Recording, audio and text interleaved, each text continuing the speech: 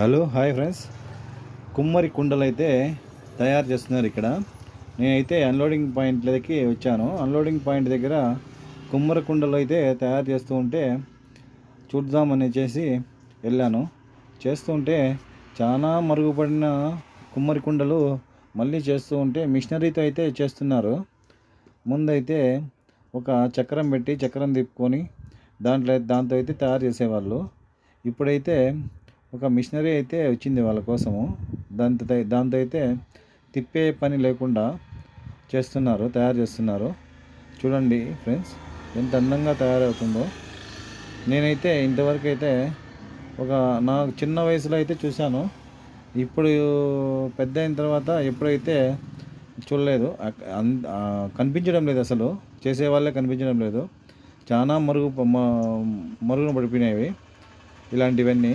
ఇప్పుడైతే ఫ్రిడ్జులంట, పెద్ద పెద్ద ఫ్రిడ్జ్లు వచ్చేసి వాటర్ అంతా దాంట్లో తాగుతున్నారు. కానీ ముందైతే కుండలలోనే తాగేవాళ్ళు. వేసవికాలం వచ్చిందంటే మామూలుగా కుండలో చేసిన అన్నం కానీ కర్రీ కానీ ఎక్సలెంట్గా ఉంటుంది. దాని టేస్ట్ అయితే వేరే లెవెల్గా ఉంటుంది. వీళ్ళైతే చాలా మరుగునైతే పడిపోయారు. చూడండి ఫ్రెండ్స్, కొంచెం వీళ్ళకైతే లైక్ ఇచ్చి కొంచెం షేర్ చేసి సపోర్ట్ అయితే చేయండి ప్లీజ్ ఫ్రెండ్స్.